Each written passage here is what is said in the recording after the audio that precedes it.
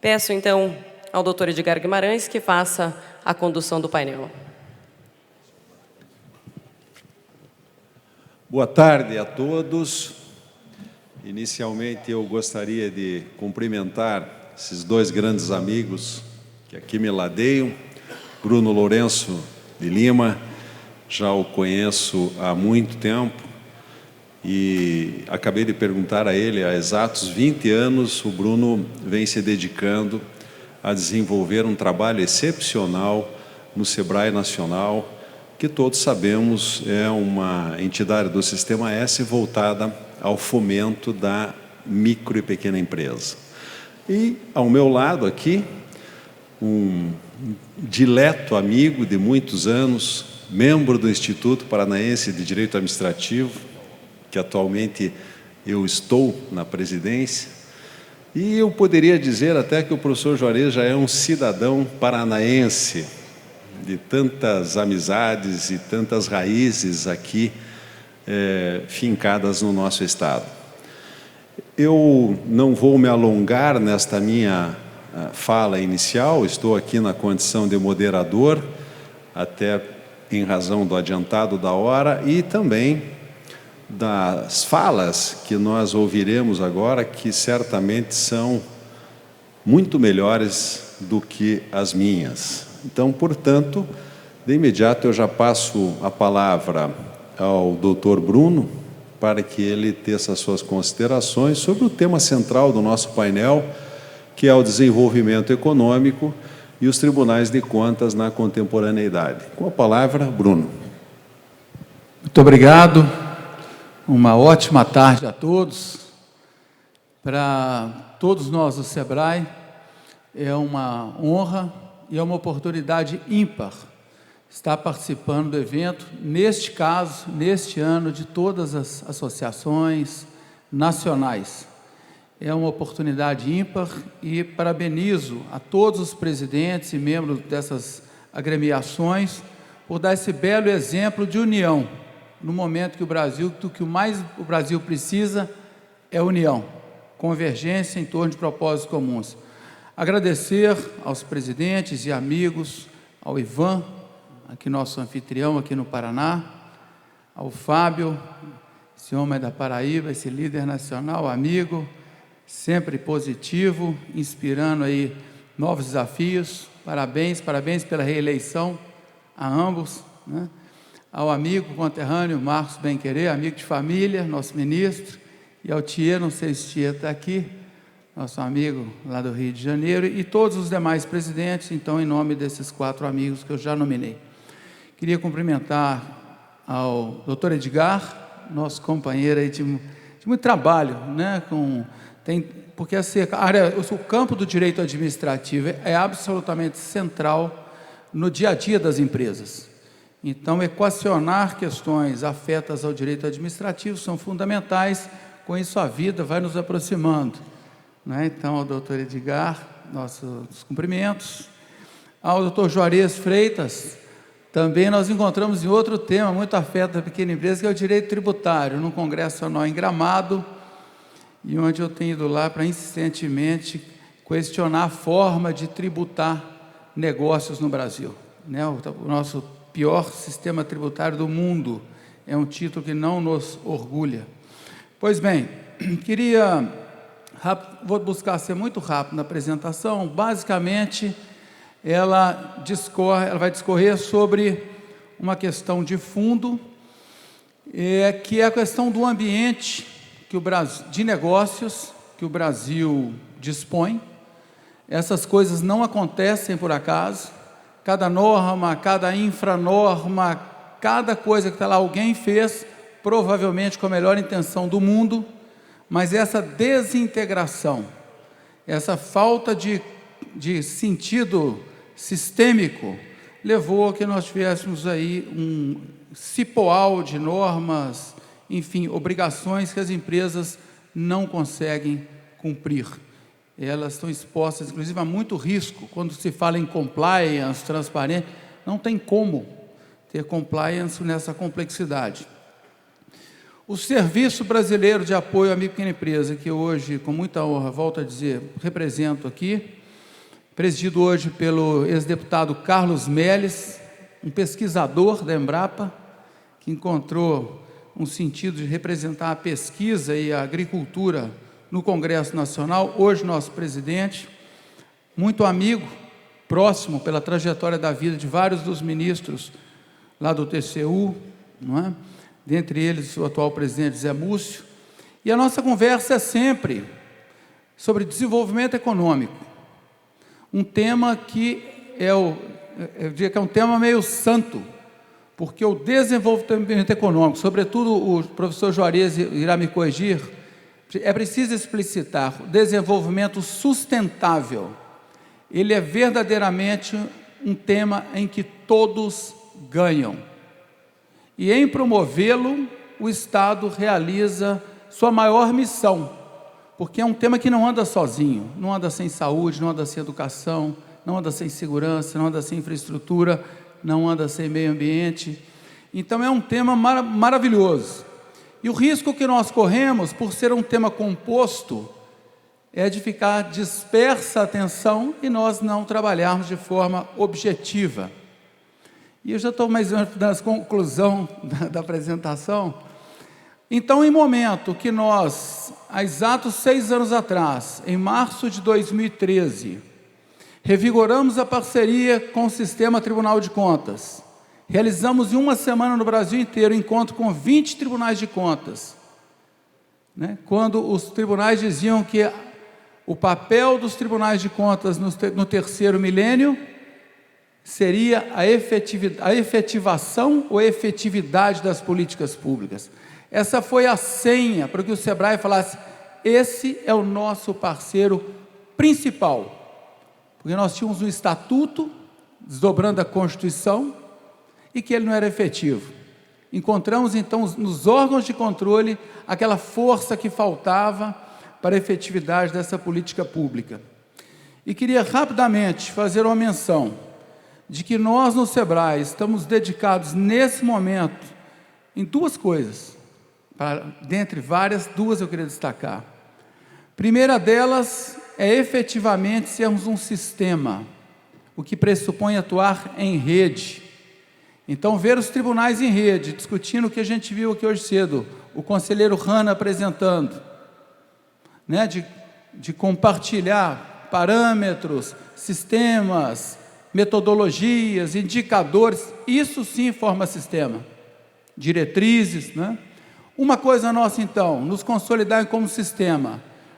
Nós, com as nossas 27 estados na unidade da federação, nós do nacional, em rede, para além da nossa organização, com as outras instituições do Sistema S, com o Executivo Federal, com os executivos estaduais, com os executivos municipais, que o cidadão não quer saber se o Estado é federativo. O cidadão precisa de serviços, paga tributos e precisa de serviços, quer qualidade de vida, como foi bem colocado hoje pela manhã.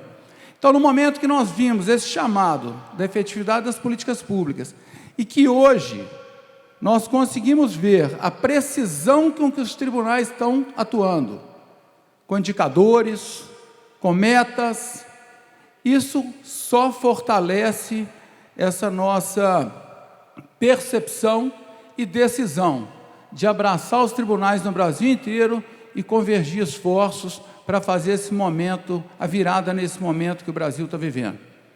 Encontrar de vez o desenvolvimento sustentável. O desenvolvimento sustentável não é só aquele que não ofende o meio ambiente, é aquele que perdura no tempo. E esse desenvolvimento voo de galinha do Brasil não dá mais. Isso esgarça a sociedade, isso esgarça a economia, isso, né, faz esvair o ânimo e a confiança do cidadão, que é o bem mais precioso de um país. Pois bem, isto dito, vou só exemplificar um pouco, e dizendo que nós no SEBRAE, então, entendemos que o Brasil hoje, a sociedade questiona as instituições questionam umas às outras, isto não é ruim, é um excelente momento para que nós façamos melhor aquilo para o que nós somos criados. E o SEBRAE está, então, vivendo a sua reinvenção.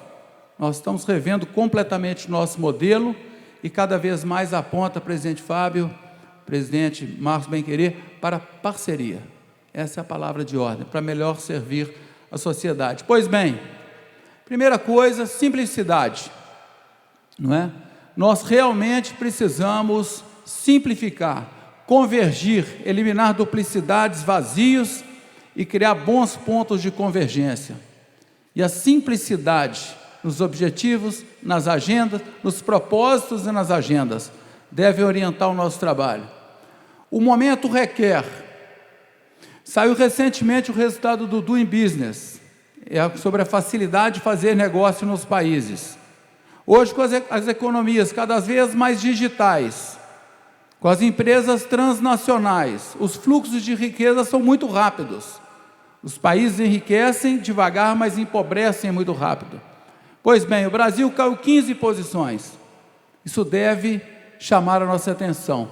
Felizmente, no quesito abertura de empresa, nós melhoramos 2 pontos. Havíamos avançado quase 30 pontos da vez passada, ganhamos mais 2 pontos dessa vez. Mas, no quesito tributação, nós estamos dentre os 10 piores países do mundo, motivo pelo qual, professor Juarez, nós estamos sempre no Congresso de Direito Tributário. Nós somos o 2º pior país do mundo para pagar imposto. Se pagar imposto já é ruim, já é obrigado. Torná-lo difícil não é razoável.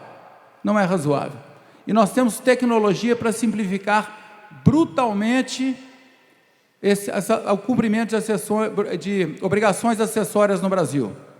Sobretudo, num tributo que afeta os governos de Estado, que chama-se ICMS.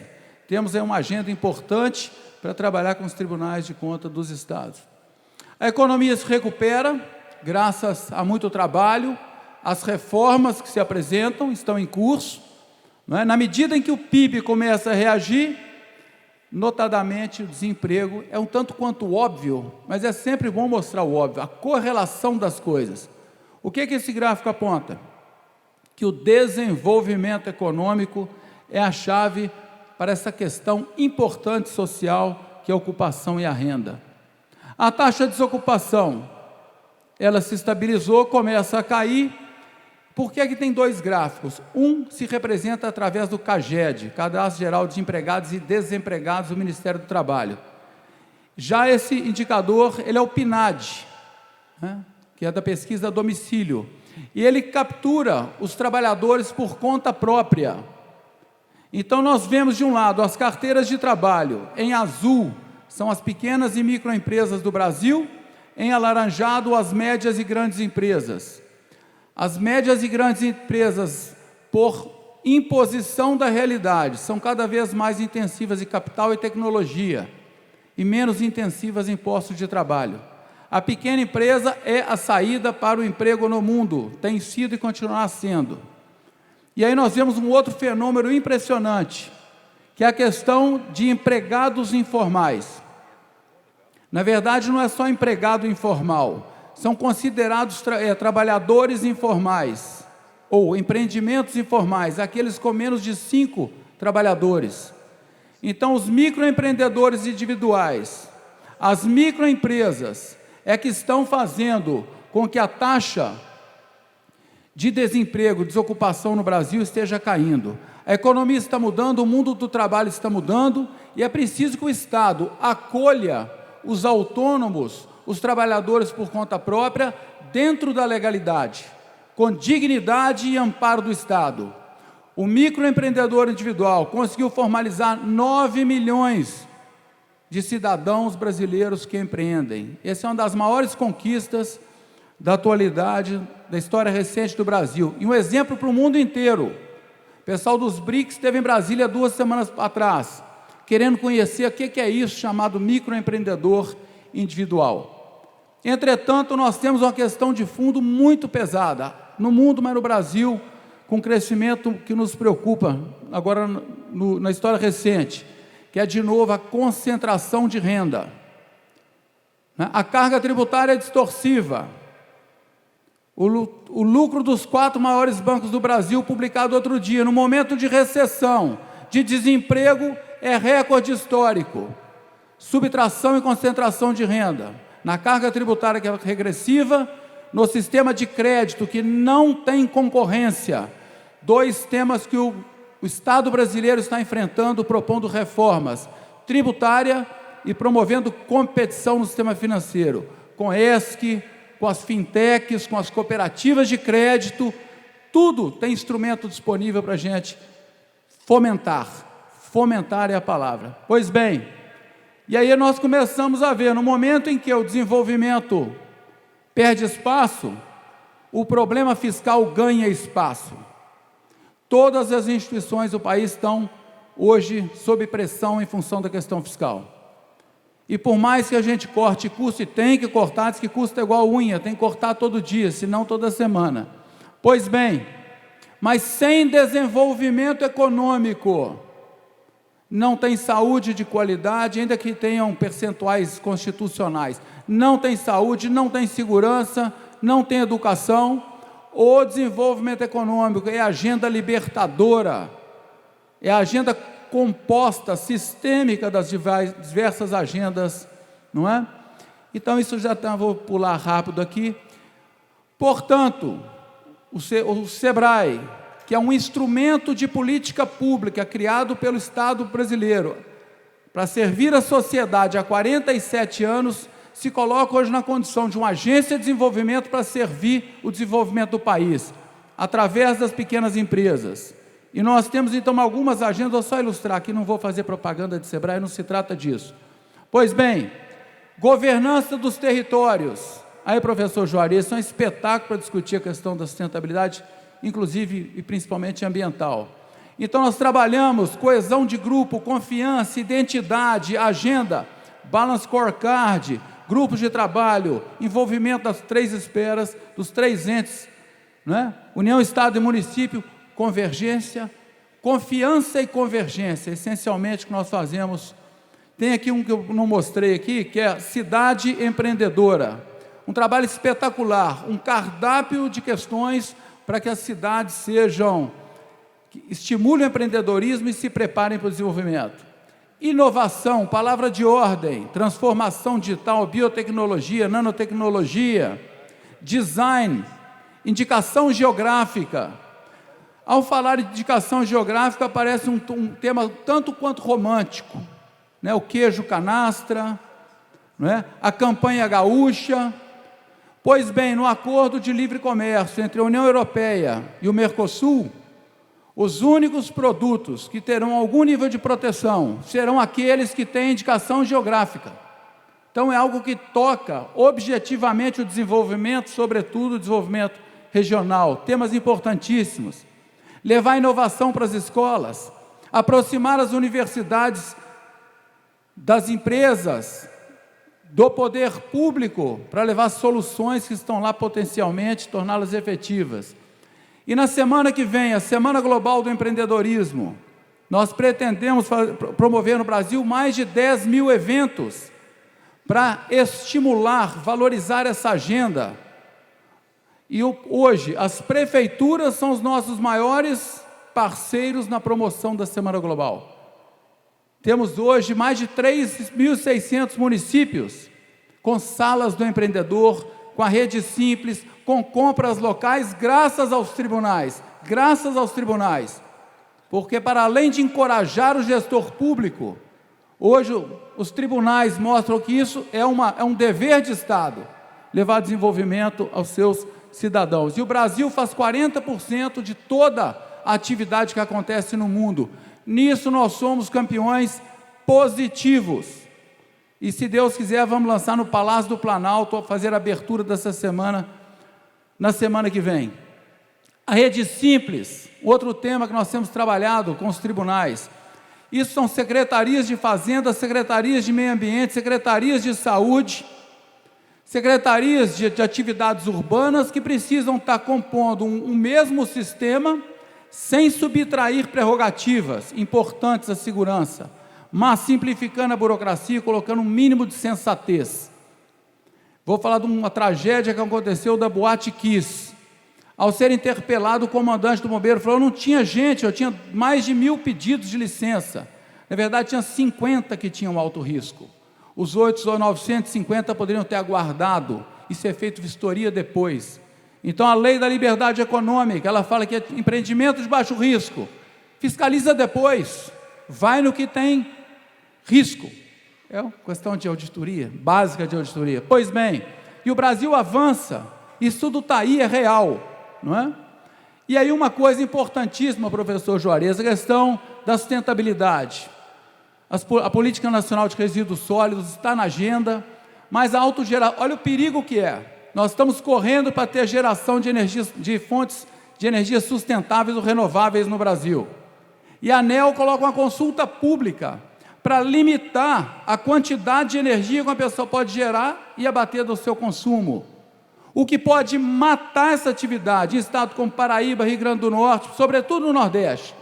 Investimentos em cursos, parques fotovoltaicos sendo implementados, e a ANEEL coloca uma consulta contrária a uma das políticas mais exitosas do Brasil. Então, assim que ficar de olho, e um tribunal de contas nessa hora faz muita diferença, é a autoridade do Estado.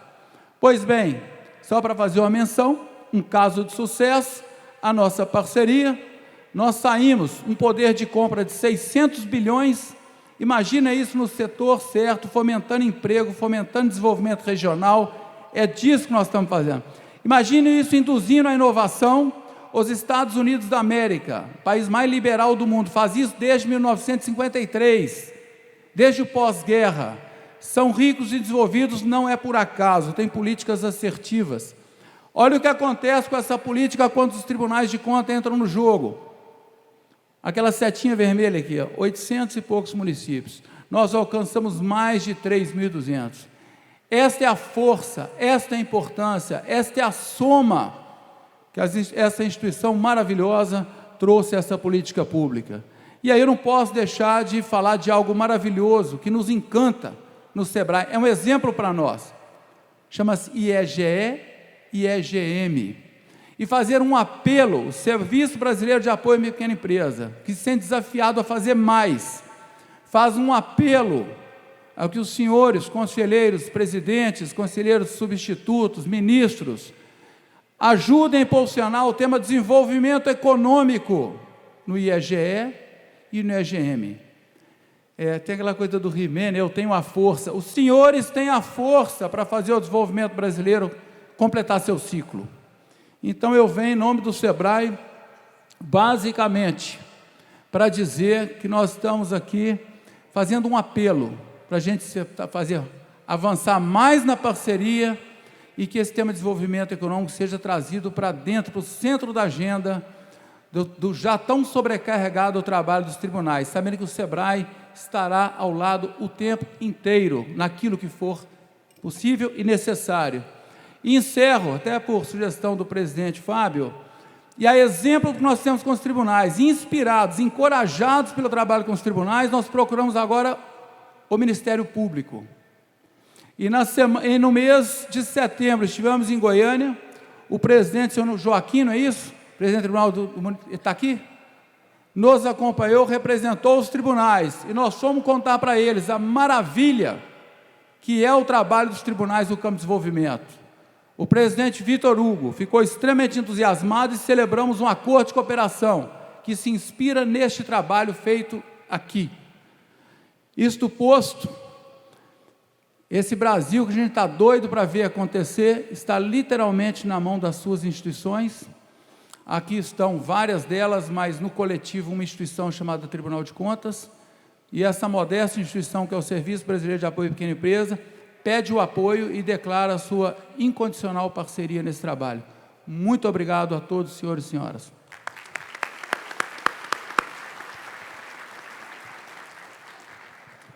Obrigado, meus cumprimentos, doutor Bruno, pelas suas palavras. E aqui vocês têm o testemunho de uma pessoa, de um profissional dedicado há mais de 20 anos já, junto ao SEBRAE Nacional, dedicando a sua atuação para o fomento da micro e pequena empresa. Eu teria algumas inquietações, mais algumas provocações a fazer, mas vou fazê-las no momento oportuno e não vamos aqui perder tempo para ouvir este cientista do direito, que é o nosso professor Juarez Freitas. Com a palavra, por favor. Fique à vontade.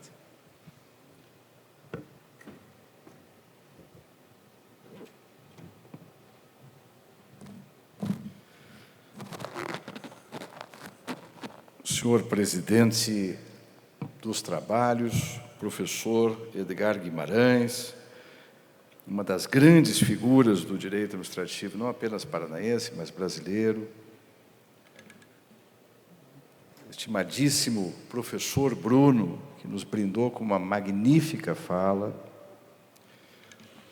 Estimadíssimo presidente Fábio Nogueira, merecidissimamente reconduzido por aclamação numa prova de reconhecimento do excepcional trabalho agregador e de grande reputação que vem fazendo à testa da nossa Tricom.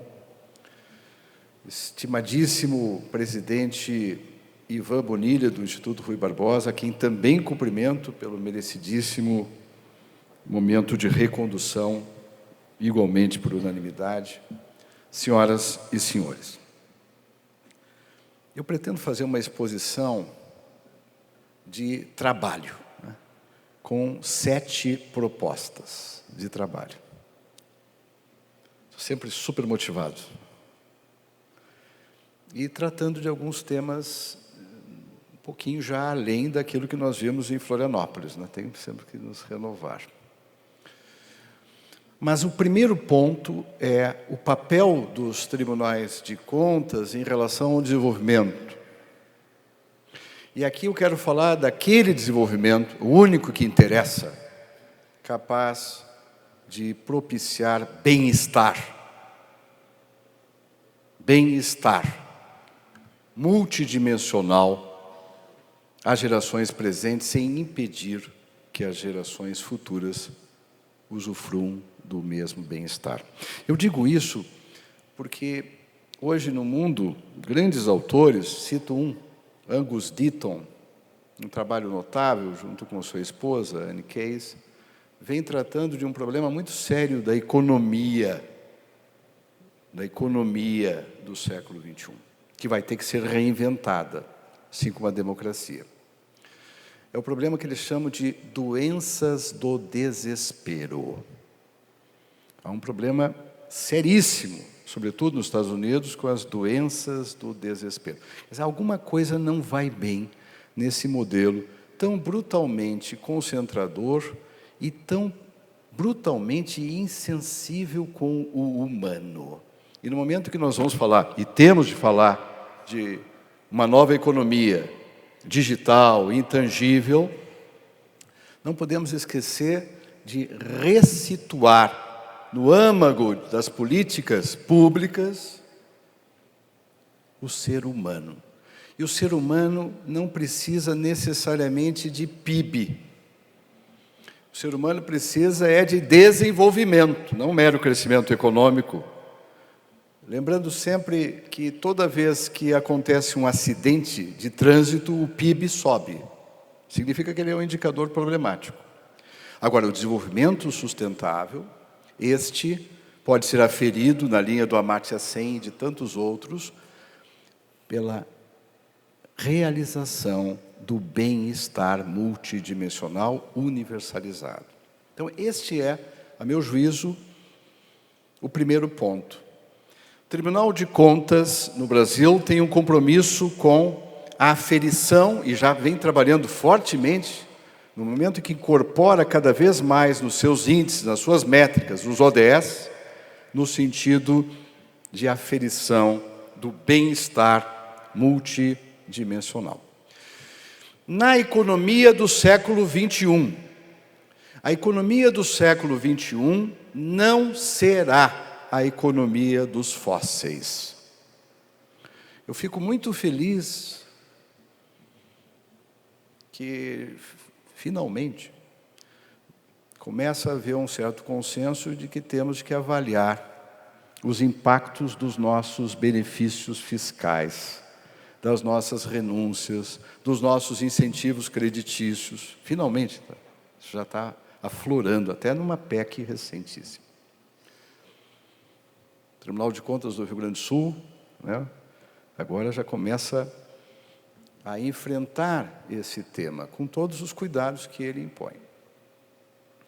Mas nós temos que fazer publicamente uma reflexão Nós queremos continuar incentivando fósseis ou queremos incentivar energias renováveis? Eu não tenho dúvida quanto à resposta. E também não tenho dúvida que esse é um tema de tribunais de contas voltados para o bem-estar multidimensional, uma vez que, por exemplo, a Alemanha agora, nesta semana, decidiu subsidiar os veículos elétricos.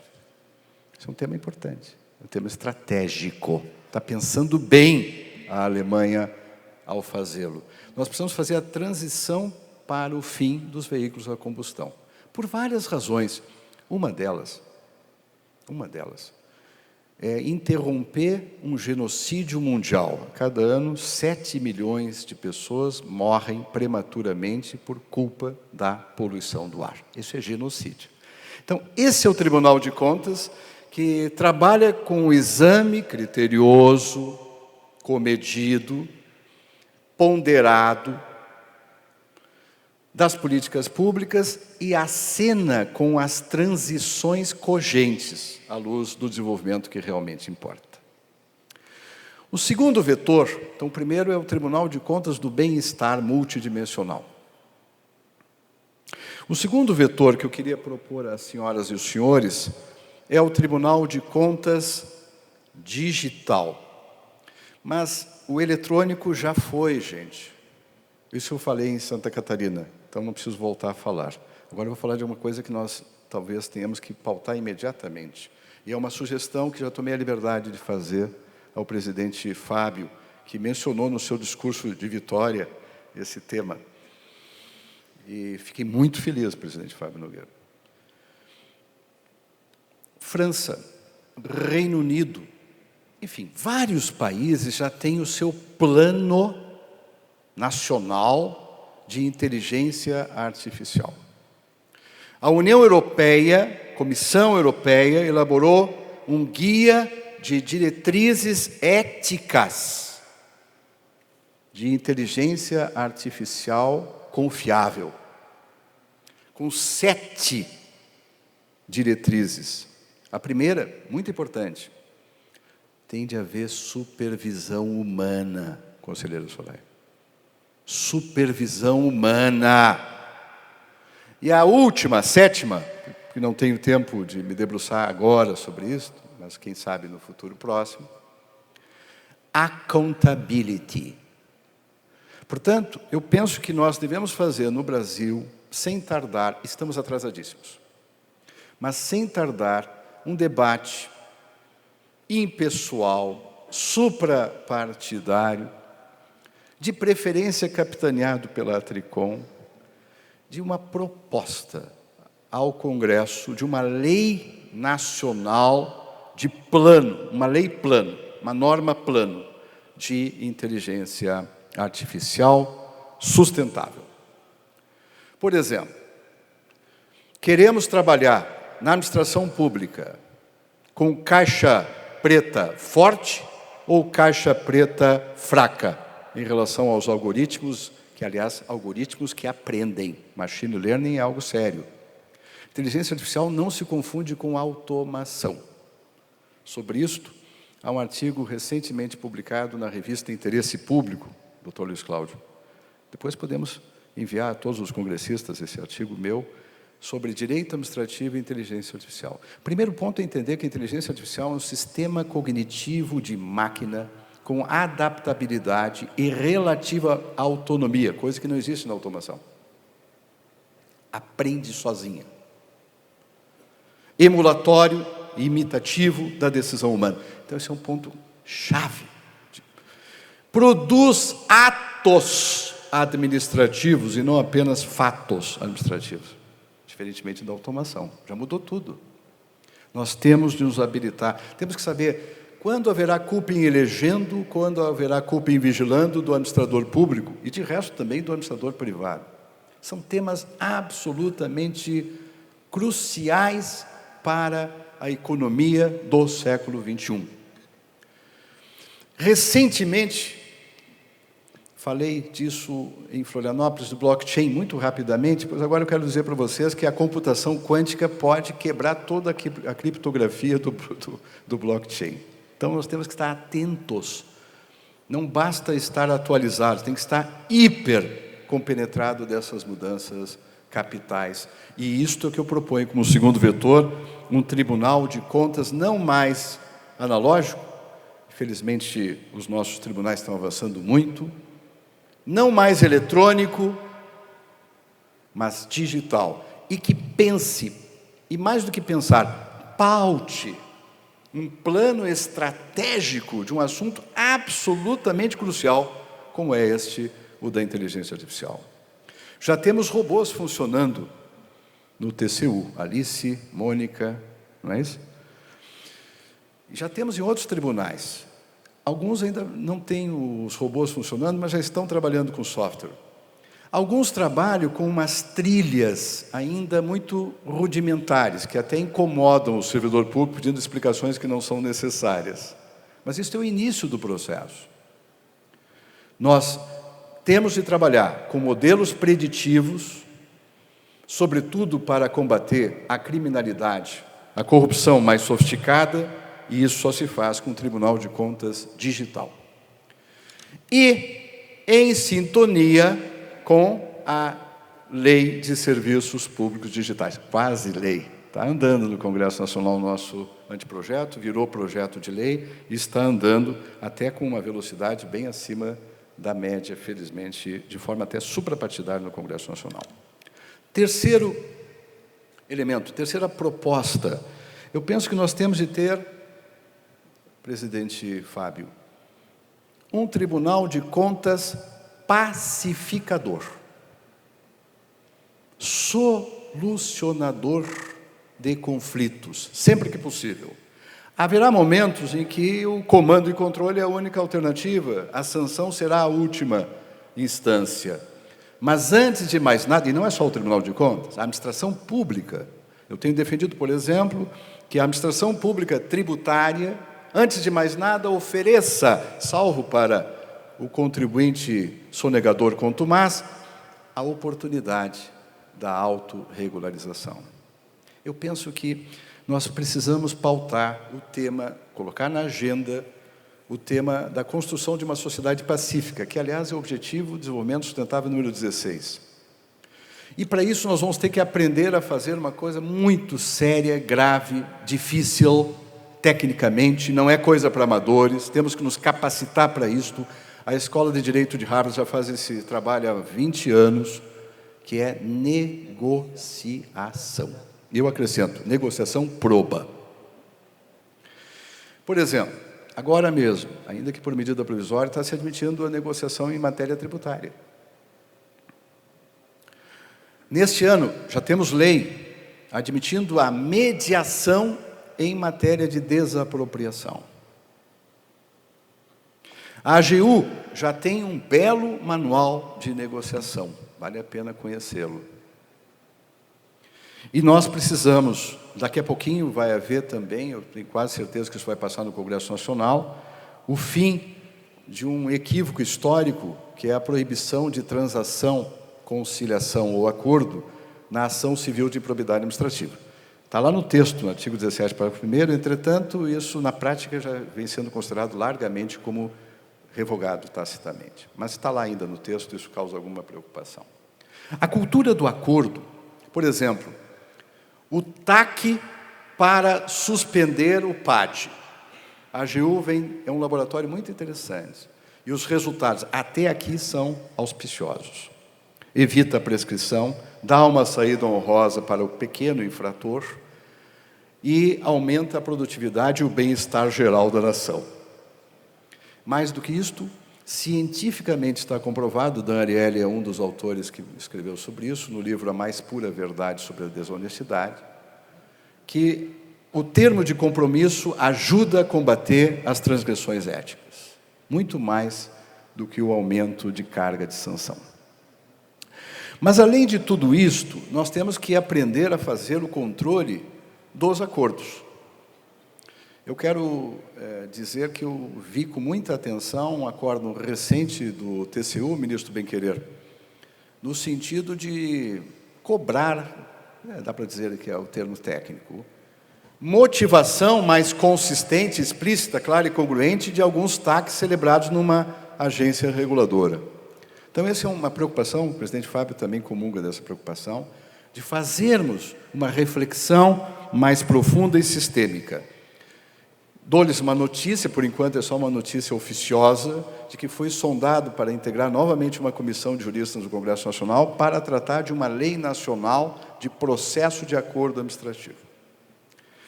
E gostaria muitíssimo que a Tricom, o Instituto Rui Barbosa e cada um de vocês pudesse oferecer sugestões se isto viesse a concretizar. E mesmo que não se concretize, esta é uma pauta importantíssima para o sistema de contas. Os tribunais de contas devem ser vistos cada vez mais como pacificadores, inclusive por uma razão. No caso do particular, presunção de boa-fé do particular, que está na Lei de Liberdade Econômica. Mas alguma coisa que não está na lei brasileira, mas está na hora de colocar na nossa mente, mais do que no texto legal. A presunção de boa-fé dos agentes públicos. Sem isto, vai ficar ilógico sustentar a presunção de legitimidade dos atos administrativos do doravante. Então, essa é uma mudança de mindset, uma mudança de chip que nós precisamos fazer. Temos de nos capacitar para realizar acordos administrativos e autorregularizações estimuladas da sociedade. Uma próxima proposta, a quarta, é que o Tribunal de Contas deve ser cada vez mais proativo. Não quer dizer ativista no sentido de usurpar competência de quem quer que seja, mas proativo. E eu vou lhes dar só um tema para reflexão. Tenho vários aqui, mas eu pensei uma questão que eu acho novíssima, de 2019, que é a questão do silêncio administrativo positivo. Os senhores sabem, artigo 3º, inciso 9º da Lei de Liberdade Econômica, trouxe essa figura que normalmente no direito administrativo brasileiro era a exceção das exceções, o silêncio administrativo com efeitos de aprovação tácita, o silêncio positivo, era a exceção. E trouxe de uma forma um pouco preocupante, já que falou de Boate Kiss. Os atos estatais, liberatórios de atividade econômica, por exemplo, alvarás, licenças, autorizações, etc., teriam um prazo ao cabo do qual, se a administração pública não se pronunciar, é considerado aprovada tacitamente a atividade econômica está liberada. Eu quero dizer aos senhores que eu li com muita atenção e preocupação esse dispositivo e encontrei uma solução hermenêutica que evita tragédias como aquela. Seja porque o próprio dispositivo fala em atendidos os requisitos de lei, mas aí fica um pouco vago, mas tem uma outra fórmula de interpretação que eu quero propor para vocês nesse congresso. A própria lei diz atendidos todos os requisitos necessários. Só se deve abrir o prazo, a contagem do prazo, após o atendimento de todos os requisitos necessários. Sob pena de haver aí uma omissão gravíssima, específica do administrador. Então, a minha proposta nesse item 4º é que a proatividade dos tribunais de contas passe a controlar, não a cercear a liberdade econômica, que está no artigo 170 da Constituição Federal, não só na lei. Não é isso. Muito pelo contrário. Mas impedir tragédias. Impedir que chegou a ser vetado, licenciamento ambiental automático. Impedir que haja esta construção um pouco exagerada, com entusiasmo demasiado pela liberdade, que pode se tornar liberticida e trágica. Vamos prestigiar a liberdade que vale a pena, atendidos todos os requisitos legais. Portanto, eu estou propondo nesse item 4º, porque é um assunto novo, que exige muito cuidado, que os tribunais de contas exerçam o controle do silêncio administrativo. Normalmente eu falaria do controle da omissão, mas aqui, controle do silêncio administrativo com efeitos positivos. Uma coisa que pode ser muito boa, porém, desvirtuada, pode causar danos irreparáveis. Não apenas em barragens e coisas do gênero. Quinto ponto, os tribunais de contas cada vez mais têm que chegar preventivamente, princípios da prevenção e da precaução. E aqui eu estou um pouco, às vezes, preocupado, porque em Brasília, principalmente, tem falado muito sobre isso, porque há algumas críticas, a meu juízo, descabidas ao papel cautelar, ao poder geral de cautela dos tribunais de contas, que eu considero um avanço extraordinário, seja o reconhecimento lá atrás por conta do próprio Supremo, seja porque é este Tribunal de Contas que eu imagino o melhor dos tribunais, aquele que atua preventivamente, inclusive com o uso de modelos preditivos de inteligência artificial. Eu diria que, em matéria de medidas cautelares, nós temos que fazer um trabalho de esclarecimento daqui para diante à sociedade brasileira sobre a importância capital de reforçar a providência cautelar. Não há nenhum prejuízo temporal pelas intervenções comedidas, judiciosas e tempestivas dos tribunais de contas, ainda, se possível, na fase interna de processos licitatórios. Esclarecendo, sem dar exemplos concretos, esclarecendo que determinados modelos licitatórios fatalmente terão problemas estruturais, fissuras estruturais do modelo licitatório. Então, eu penso que nós temos que fazer um trabalho de reflexão muito grande sobre o papel da prevenção e da precaução. Sexto lugar, tem de ser, essa expressão até apareceu agora há pouco na bela fala que me antecedeu, tem que ser um tribunal de contas integrado em rede estatal. O Estado brasileiro, pode não parecer, mas é um só. E é um Estado federativo. Nós temos que tomar um certo cuidado, entretanto, para, em nome da unicidade do Estado, da unidade do Estado, não sufocarmos a pluralidade da federação. Essa é uma preocupação que eu tenho neste momento.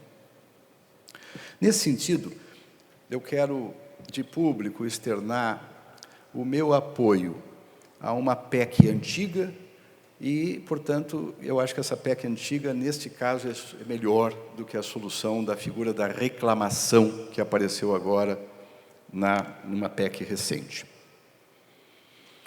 A PEC antiga propõe, e o conselheiro Manuel me parece que no IRB preside essa comissão de harmonização jurisprudencial, né?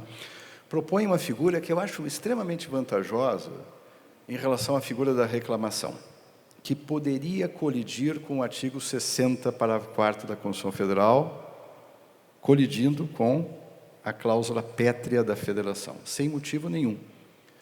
Faz uma comissão federal de harmonização jurisprudencial, presidente Fábio, né? E pronto, paz federativa, e o objetivo será o mesmo. É tudo uma questão de jeito, de modo. Acho que isso pode ser consenso, inclusive, no Congresso Nacional. A composição, eventualmente, aí você pode conversar, não é? Haverá, certamente, espaço para esse diálogo. Quando eu falo que o Tribunal de Contas tem que estar integrado em rede, eu também quero falar de um assunto que me tem preocupado bastante, que é o princípio da deferência. Gostaria muito que aqui houvesse vários trabalhos, artigos, né, de conselheiros, de ministros, servidores dos tribunais de contas, membros do Ministério Público, enfim, sobre esse tema da deferência. A deferência, é verdade, ela não é dada, ela é conquistada, isso é verdade. Mas ela precisa existir, gente.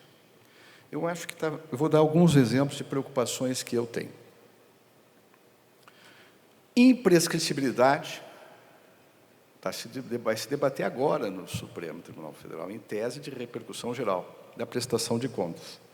Isso é um tema fundamental para o futuro do controle. Nós temos que acompanhar isso. E aqui quero dar uma boa notícia, embora tenha sido ofuscada por um 6-5 famoso aí, o Supremo recentissimamente reconheceu, aí não é prescrição, reconheceu que não se deve aplicar o prazo decadencial, que é muito mais grave, a perda do próprio direito material, quando houver manifesta inconstitucionalidade. E mais, firmou isto agora em tese de repercussão geral. Então, acho que é um clima interessante para nós dialogarmos sobre o tema da prestação de contas. Mas o mais importante é essa cultura de deferência. Mas a cultura de deferência tem a ver com outro assunto, presidente Fábio. Eu estou me candidatando a vários grupos de estudos aí. Estou à disposição. Vem com vocês, não. Que é o tema da independência de instâncias. Eu tenho me perguntado muito sobre essa figura da independência de instâncias. Não que eu queira uma unicidade punitiva do Estado, mas do jeito que está, não está bem. O acordo de leniência vai ou não vai repercutir na ação de improbidade? Claro que vai. Tem que repercutir. Agora mesmo eu vi um caso interessantíssimo, em que alguém no processo administrativo, e depois foi judicializado, e o Poder Judiciário brasileiro transitou em julgado a seguinte decisão: ele não cometeu improbidade, examinando uma demissão por improbidade. Certo? Aí, paralelamente, o Ministério Público disse: não nos diz respeito, vamos fazer uma ação de improbidade e independência de instância. Não está bem. Há um retrabalho aqui que nós precisamos superar. Não sei se vocês concordam com isso. E esse retrabalho significa que nós não estamos atuando em rede. Quem não atuar em rede não está no século XXI. Quem não souber trabalhar em rede, respeitando, evidentemente, o sigilo quando for cabível, mantendo o sigilo quando for cabível, mas, sobretudo, quem não souber trabalhar em rede não vai entender o século XXI. Então, a deferência do trabalho em rede, eu acho que é uma conquista cultural que os tribunais de contas, o Ministério Público, eu estou trabalhando por isso. Não é? Dizem até que eu sou candidato a Prêmio Nobel da Paz. Não sou. Mas, se ganhar, compartilho com todos os brasileiros que trabalharem por essa causa. Porque eu estou absolutamente... Podia dar 5 ou 6 exemplos. Nós só admitimos hoje a negativa de autoria e a inexistência de fato, quando transitar de julgado em matéria penal, vai repercutir na esfera administrativa. Só. Não está bem isso, gente. Esse é um tema, por algum motivo, nós ficamos fragmentários. Eu diria que houve uma balcanização, uma fragmentação dos instrumentos de controle. Isso é um assunto bonito. Outra coisa, só tem uma maneira de resolver isso. É diálogo, diálogo e diálogo. Não dá para impor nenhum modelo. Nenhum modelo. Não adianta uma comissão de juristas falar: temos uma solução vinda diretamente do Olimpo. Não, tem que ser construída dialogicamente essa solução. E, por último, o Tribunal de Contas, que eu imagino, tem que se debruçar sobre o direito fundamental à boa administração pública. E ele tem vários aspectos, né? Está lá no artigo 41 da Carta de Nice, e aqui no Brasil eu até escrevi um livro sobre ele, esse direito fundamental. Eu vou destacar apenas alguns tópicos novos. Primeiro, o direito fundamental, a motivação, agora tem uma faceta nova.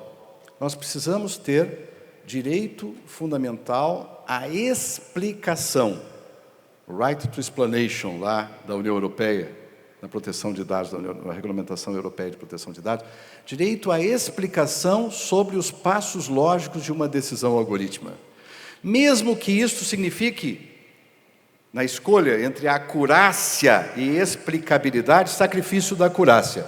Eu quero transparência das decisões administrativas, inclusive daquelas que eventualmente sejam tomadas no campo da decisão assistida por inteligência artificial. Isso está no artigo 20 da nossa lei brasileira de proteção de dados. Mas esse é um assunto que se liga ao primeiro dos assuntos, a primeira das grandes propostas, que é o nosso Plano Nacional de Inteligência Artificial. Segundo, eu não sei quanto a vocês, mas eu festejei uma decisão recente do Supremo, que também foi ofuscada por uma polêmica recente. E, ao mesmo tempo que festejei, eu festejei um pouco assim, depois assim, com um certo constrangimento, né? Porque eu sempre pensei assim e nunca entendi por que demorou tanto para eu poder fazer esse elogio. Mas que bom que eu posso fazer esse elogio.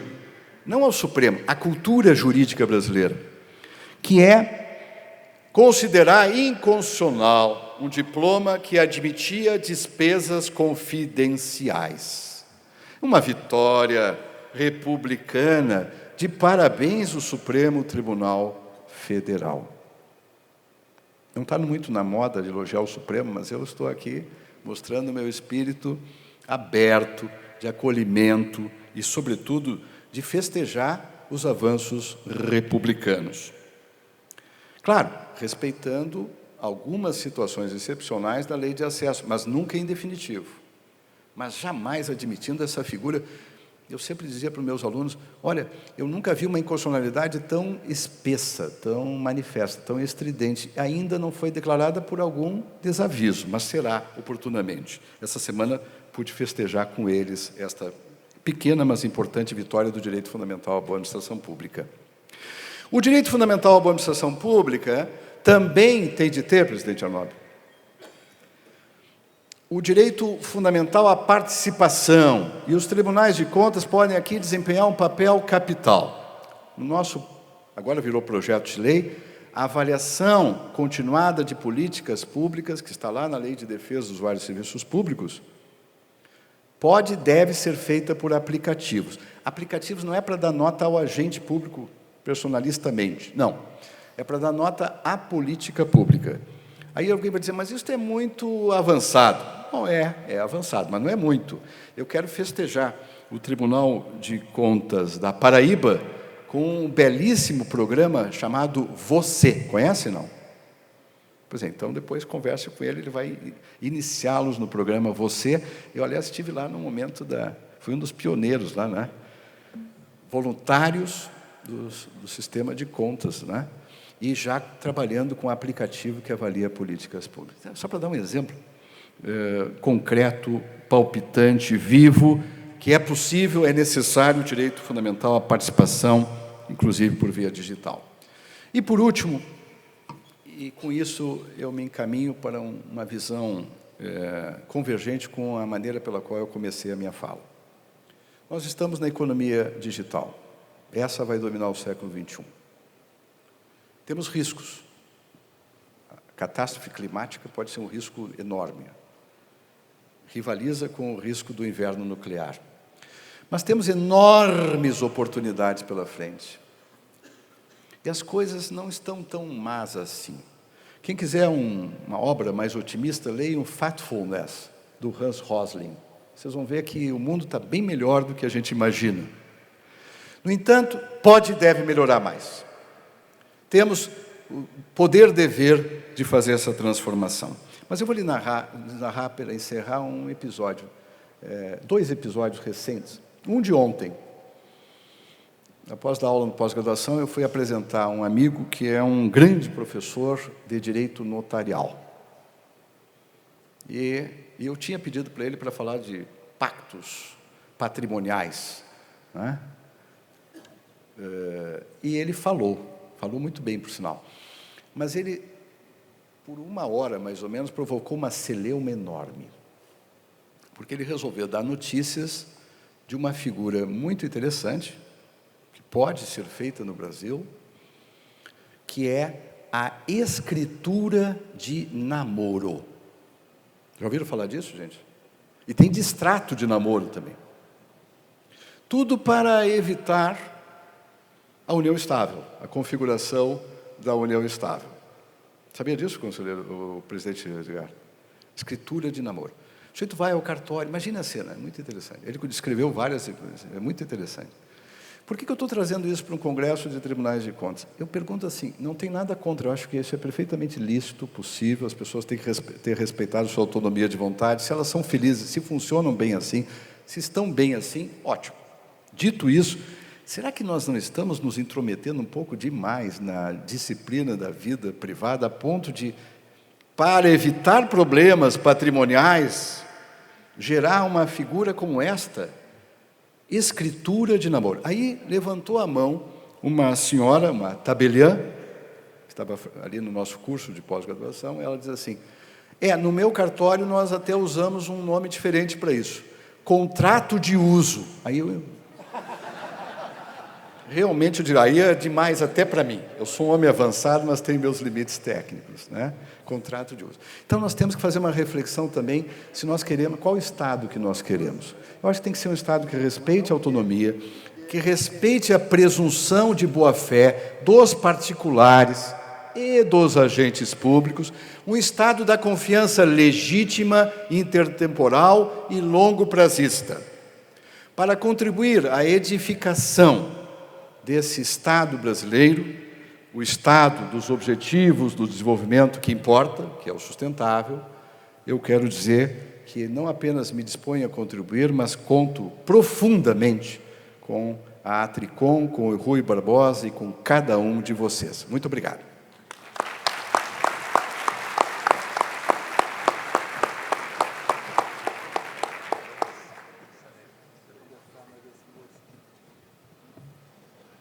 Meus cumprimentos ao professor Juarez, que, sem dúvida alguma, nos brindou com uma fala aqui e nos fez refletir sobre pontos de extrema importância no mundo contemporâneo. Seguindo aqui a metodologia dos painéis, eu indagaria se alguém da plateia gostaria de fazer alguma pergunta, algum questionamento aos painelistas aqui.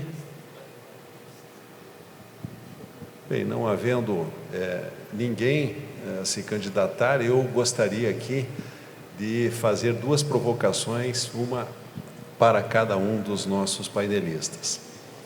A primeira delas, doutor Bruno, não foi nada combinado, diga-se de passagem. Nós todos sabemos que o Estado é um grande comprador. E por ser um grande comprador, eu penso que o Estado, ele, nesta figura de grande comprador, ele acaba interferindo na economia, na medida em que, por exemplo, quando instaura uma licitação e nesta licitação ele objetiva adquirir, por exemplo, um papel reciclável, ele está, de certa forma, interferindo no mercado, porque, além de estar dando um exemplo de preservação do meio ambiente, ele também está exigindo que o mercado se adapte às necessidades estatais.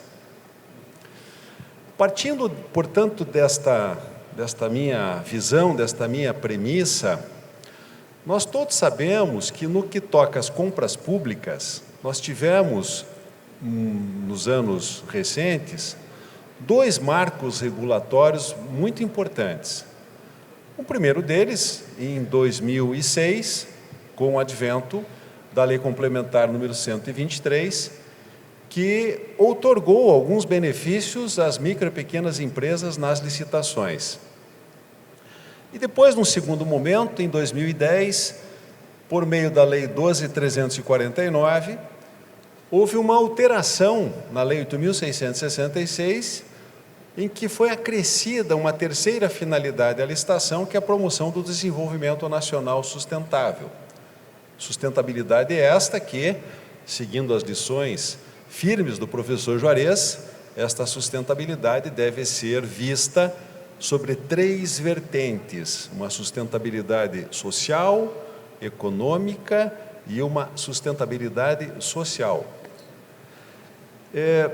Eu gostaria, se for possível, evidentemente, se o senhor tiver essa informação, de saber se, a partir de 2006, quando houve o advento da Lei Complementar número 123, qual foi o impacto que a Lei Complementar 123 deu nas compras públicas, no que toca às contratações de micro e pequenas empresas. Este é um primeiro ponto. E um segundo ponto é o seguinte: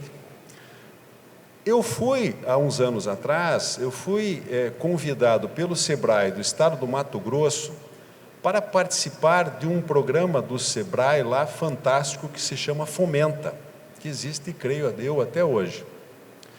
E fiquei surpreso à época quando soube que o SEBRAE lá daquele estado, com o apoio e o auxílio do Tribunal de Contas daquele estado, conseguiu com que todos os municípios daquele estado regulamentassem as disposições dos artigos 47 e seguintes da Lei Complementar 123, que, aliás, devem ser objeto de regulamentação.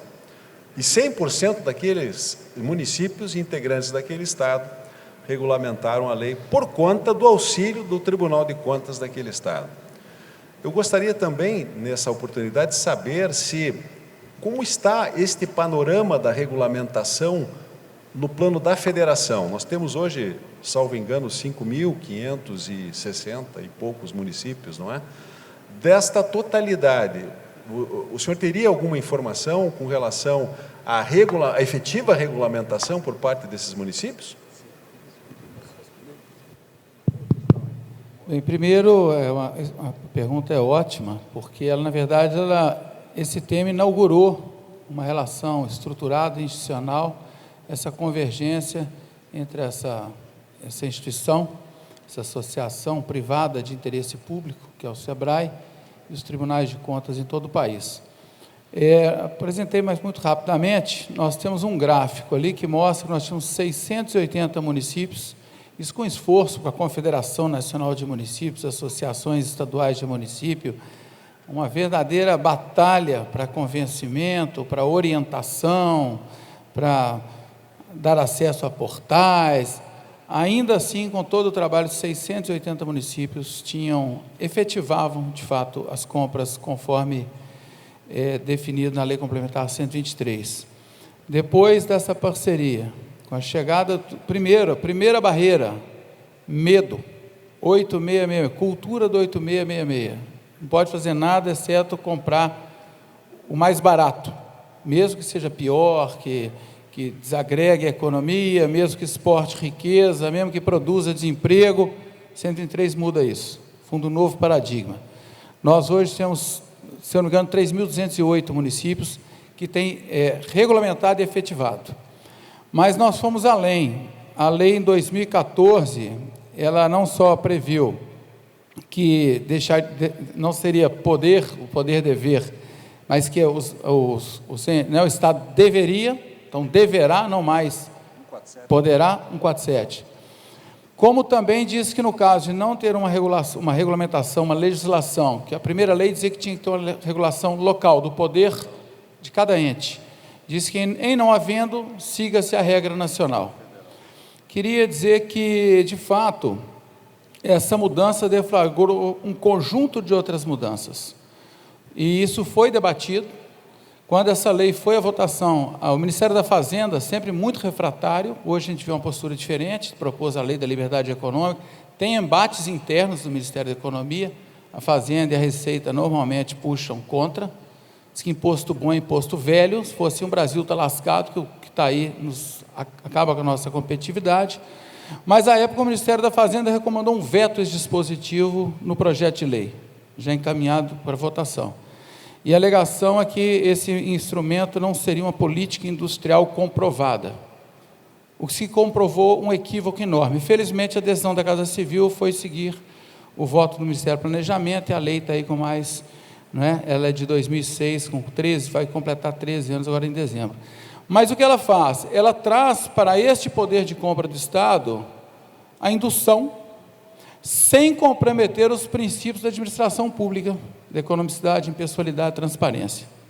Então segue, inclusive a economicidade, teve um dispositivo que permitia, no caso das compras locais, pagar 10% a mais, está na lei, foi aprovado e sancionado, mas não está regulamentado. Porque entende-se que o simples fato de tirar as barreiras à competição é o contrário, é permitir, que os pequenos possam ter acesso à oportunidade. Basta isso para que eles saíssem de 3 bilhões de reais naquele ano de 2006, anterior à lei, a hoje a cerca entre 15 e 20 bilhões por ano, só no governo federal. O resultado nos estados que medem, por isso o IEGE e o EGM é tão importante, que eles medem as coisas, essas políticas, digamos assim, mais segmentadas. Por exemplo, o Sebastião Elvésio é um colega dos senhores, ex-presidente do IRB, e ele tem uma atenção muito especial com esse item, E ele viu que, no caso de Minas Gerais, o poder de compra e o impacto dos municípios em manter riqueza no Estado, nas localidades, no ano de medição, creio, a Marília está aqui, ela deve saber, mas foi 1 bilhão a mais de reais em um ano que ficou na economia local, fomentando permanência.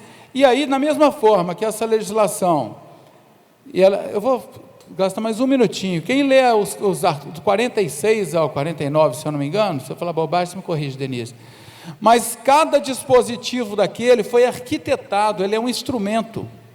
Então, compras até 80 mil, compra local. Aquela parte de subcontratação, pretende a transferência tecnológica, encadeamentos produtivos. Aquela parte da cota de 25%, em lotes de 25% exclusivo, propõe o associativismo, o modelo italiano dos APLs. Cada coisa que tem na lei tem uma intencionalidade, é um instrumento de uma política de indução à inovação, associativismo, compra local. E essa legislação, pelo sucesso que trouxe, inclusive com números expressivos da economicidade, na época, então, o secretário Rogério Santana, não sei se estivemos juntos naquela audiência pública, ele mostra que houve uma queda de 26% no custo de bens e serviços comuns, porque ampliou a concorrência. Então, aqueles 3 ou 4 de sempre se viam diante de 20, 30 concorrentes, de fato, no pregão, mergulhavam e ofereciam melhor condição ao Estado.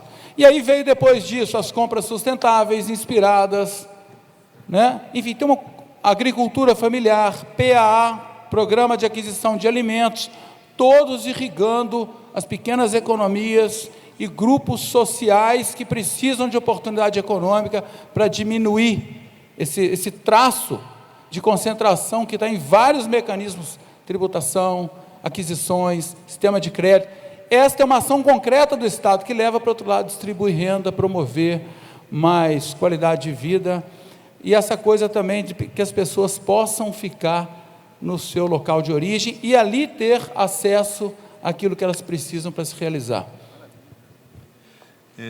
Em razão do nosso adiantado da hora, mas em homenagem ao princípio da igualdade, princípio da isonomia, eu também vou me dirigir aqui ao professor Juarez Freitas para que ele rapidamente responda a 2 provocações que eu vou fazer nesse momento. A primeira delas, professor Juarez, lá em 2010, conforme eu já anunciei, houve uma alteração da Lei 8.666, em que foi acrescida aquela terceira finalidade ao processo licitatório, desenvolvimento nacional sustentável. A título de promoção do desenvolvimento nacional sustentável, esta Lei 12.349, ela criou uma margem de preferência de até 25% para serviços e produtos de origem nacional. A primeira pergunta em razão dos parcos recursos públicos que nós temos hoje, na sua opinião, esta política de promoção do desenvolvimento nacional sustentável, implementada pela Lei 12.349, que autoriza que a administração pública pague até 25% a mais por um serviço ou por um produto, a lei de licitações, ou melhor, as licitações públicas, seriam o canal adequado para a promoção desse desenvolvimento nacional sustentável, ou nós teríamos que pensar numa outra espécie de política pública, como, por exemplo, a desoneração da carga tributária da empresa nacional e tantas outras medidas que poderiam ser feitas para fomentar a indústria nacional? Esta é a primeira pergunta. A segunda pergunta é com relação ao princípio da motivação. Nós todos sabemos já, a doutrina administrativista de muitos anos prega, sustenta que todo ato administrativo, seja ele vinculado ou discricionário, merece uma motivação, que nada mais é do que a descrição dos argumentos lá de fato e de direito que estão dando sustentação à prática daquele ato. Muito bem. Com o advento da nova lei de introdução às normas do direito brasileiro, a 13.655 de 2018, nós percebemos uma interpretação sistemática da lei que o legislador teve uma preocupação muito grande com relação à motivação dos atos, tanto nas ações administrativas, controladoras e judiciais. Nós poderíamos até afirmar aqui que o legislador deu para a motivação dos atos administrativos uma qualificação toda especial. E eu gostaria de ouvir da sua pessoa a sua opinião sobre se efetivamente era necessário a Lei 13.355 qualificar, potencializar a motivação dos atos administrativos, ou bastaria só seguirmos a doutrina tradicionalista do nosso direito administrativo? Maravilha. Eu começo a responder hoje aqui e termino em Tocantins, pode ser, né? É Tocantins o próximo congresso? É? Agora, não, muito sucintamente. Eu vou responder em bloco. Eu queria entrar na primeira questão dele, que foi ótima, Bruno, saísse muito bem. Mas nós temos que induzir, por exemplo, energia solar nos edifícios públicos. A Europa está fazendo isso. Bom, e mesmo que o payback aumente, espero que não, vai aumentar para 6, ainda é um alto negócio. Se aumentar, vai ser de 4,5 para 6 e alguma coisa. Então, ainda será um bom negócio para o setor público. Mas isso, em todo caso, quem quiser depois, baixem o Guia de Licitações Sustentáveis, saiu nova edição da AGU. Lá tem um roteiro. Eu acho que nós podíamos também fazer um roteiro, oportunamente, de um checklist de licitações sustentáveis. Foi muito importante a decisão do TCU, não mais recomendando, mas determinando a incorporação de critérios de sustentabilidade nas licitações públicas brasileiras, mas está na hora de reconhecer uma coisa, não vamos esconder isso. Eu acho que não chega a 5% de licitações brasileiras que passe pelo meu crivo de sustentabilidade. Então, nós temos aqui um campo enorme de trabalho. Vamos ver assim, vamos ver a coisa como um campo enorme de trabalho. Respondendo à sua pergunta, os 25% são problemáticos, mas o ponto central está na motivação. Motivação esta foi uma das 9 propostas que nós fizemos ao Congresso Nacional, que tem que ser acompanhada de avaliação de impactos sociais, ambientais e econômicos, com custos e benefícios diretos e indiretos. Aí os 25%, em alguns casos, até seriam razoáveis, mas tem que motivar. A motivação, por sua vez, além de ser explícita, clara e congruente, coisa que já está no artigo 50 da Lei de Processo Administrativo, tem que ser muito mais elaborada, no meu entender, do que aquela figura que ficou ainda muito vaga na Lei de Introdução. O esforço foi meritório, mas ficou vago. Tem que ser acompanhada de avaliação de impactos. E aqui uma novidade interessante. Neste ano nós tivemos 2 leis importantes, uma na esfera estritamente federal, que, tratando das 11 agências reguladoras federais, determina a realização de avaliação de impactos regulatórios, ex ante e ex post. Também tem que fazer a avaliação dos resultados regulatórios, a ARR. Mas há uma outra lei que pouca gente se deu conta, que consagrou a presunção de boa-fé do particular, que tem essa figura problemática do silêncio positivo, embora com a minha interpretação ela deixe de ser problemática. Agora, a Lei de Liberdade Econômica, ela traz a avaliação de impactos regulatórios, cuidado, para toda a federação, e cuidado, não é só para a agência reguladora, é geral. O que ela quis dizer da minha intelecção é a avaliação de impactos. Então, some-se tudo isso à ideia de que uma motivação consistente, não é, tem que levar em consideração os impactos sociais, econômicos e ambientais lá no município, sim, mas também tem de levar em consideração, por exemplo, princípios como o da economicidade.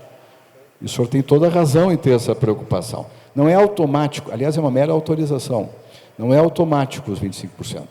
Talvez se devesse repensar esse percentual, mas não é automático.